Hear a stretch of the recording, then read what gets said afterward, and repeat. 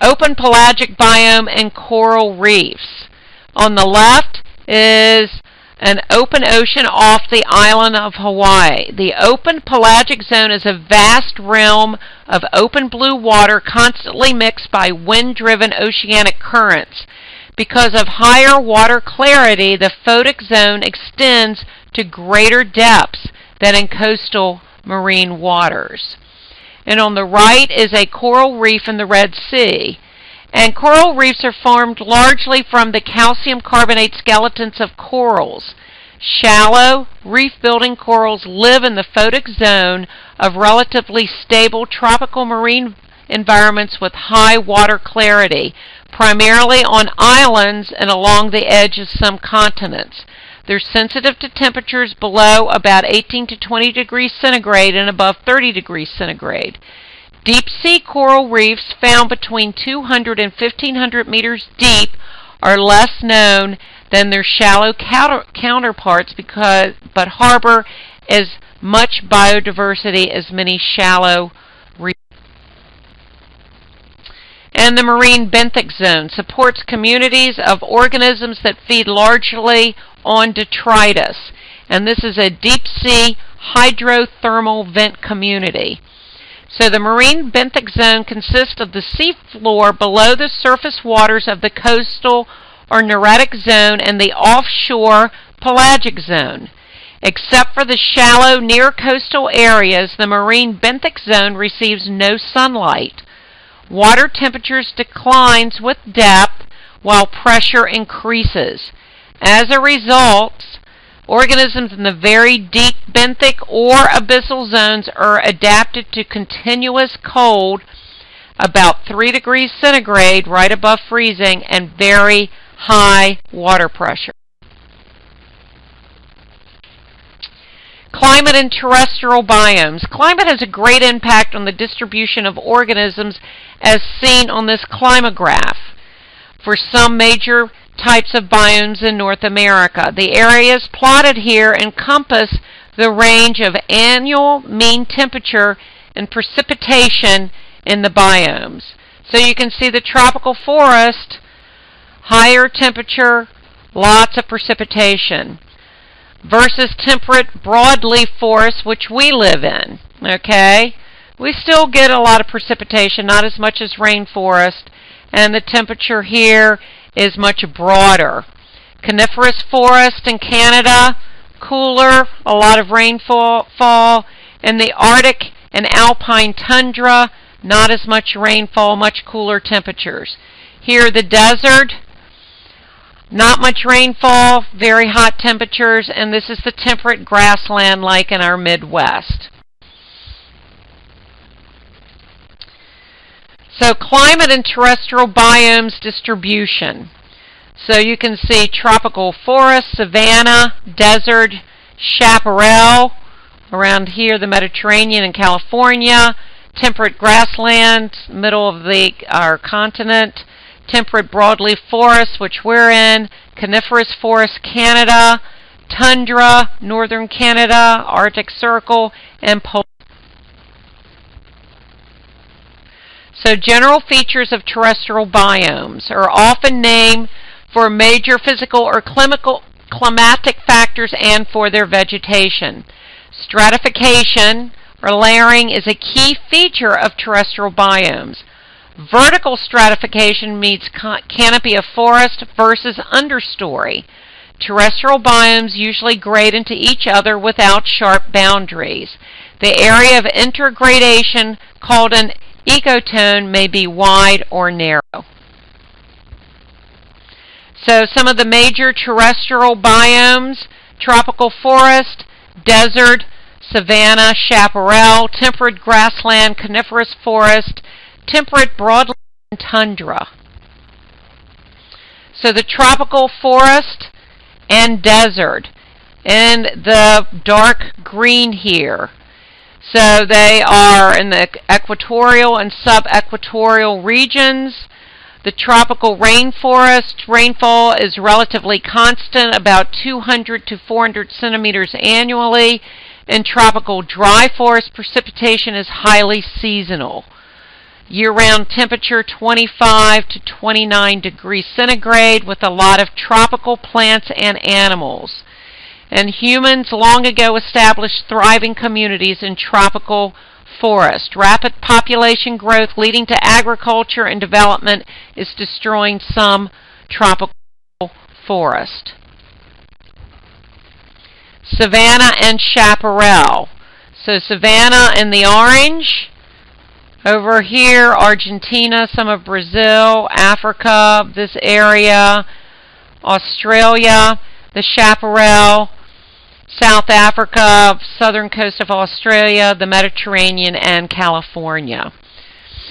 So savanna is equatorial and subequatorial regions.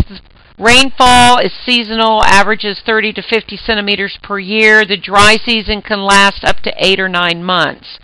The savanna is warm year-round, averaging 24 to 29 degrees centigrade, but with somewhat more seasonal variations than tropical forest.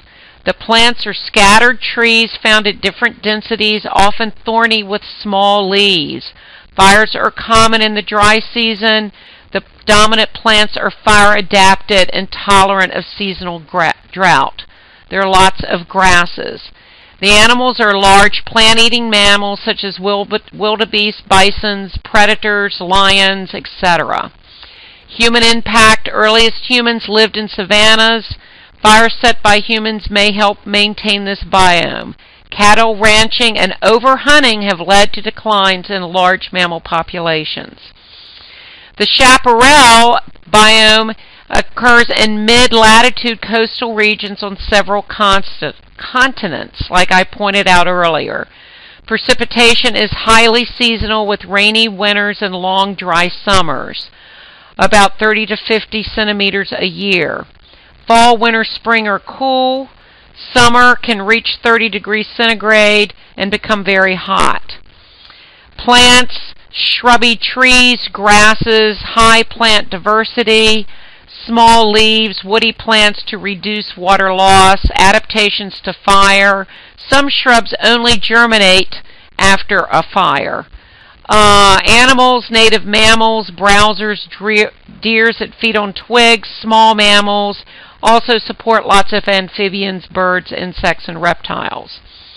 Chaparral areas have been heavily settled by humans and reduced through conversion to agriculture and urbanization. Humans contribute to the fires at chaparral area. Temperate grassland and coniferous forest. So, temperate grassland, the veldts of South Africa, of Hungary, the pampas of Argentina and Uruguay, the steppes of Russia, and the plains and prairies of North America are temperate grasslands, which are in the brown here. Precipitation highly seasonal, dry winters, wet summers, periodic drought is common. Dominant plants are grasses, prairies, grazing mammals, native mammals, wild horses, bison, prairie dogs in North America. And human impact, deep fertile soils make temperate grassland ideal places for agriculture, especially growing grains. Most of North America and much of Eurasia has been converted to farmland.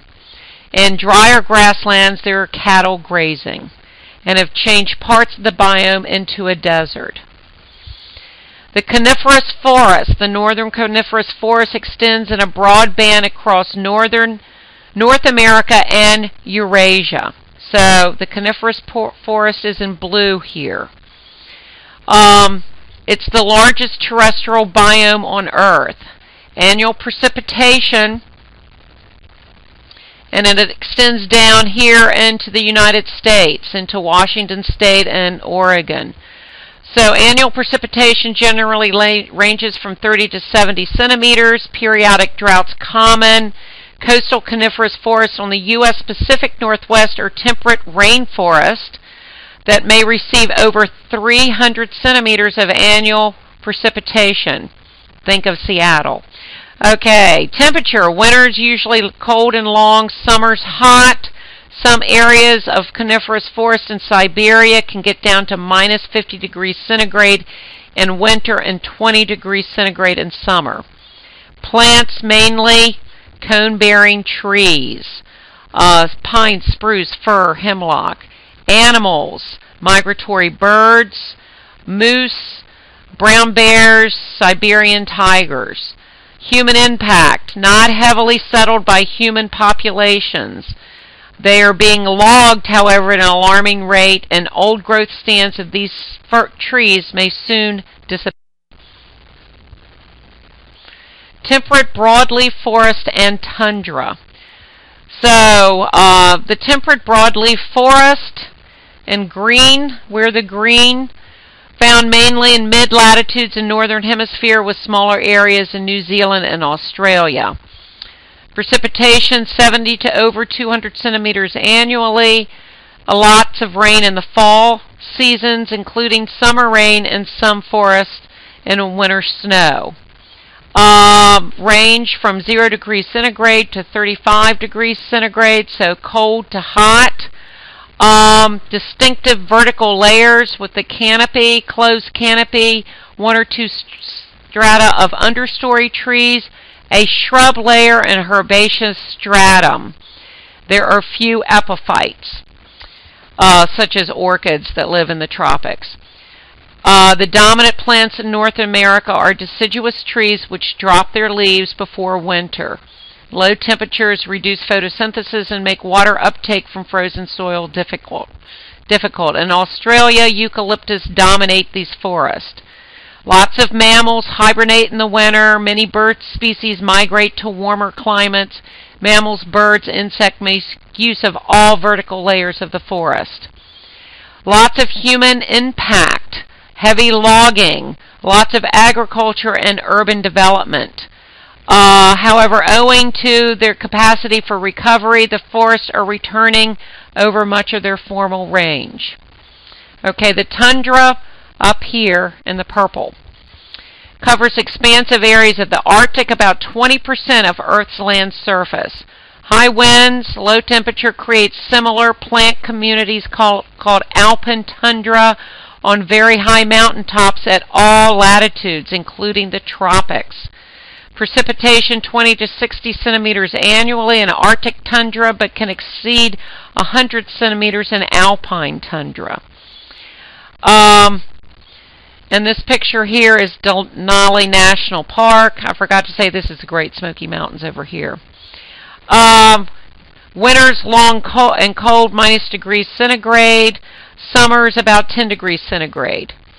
Plants, herbaceous, mosses, grasses, dwarfs, trees, shrubs, lichens. A permanently frozen layer of soil called permafrost restricts the growth of plant roots. Animals, large grazing musk oxen, caribou, reindeer, predators of bears, wolves, foxes, many bird species migrate to the tundra for summer nesting. The tundra is sparsely settled, but is the focus of recent mineral and oil extraction.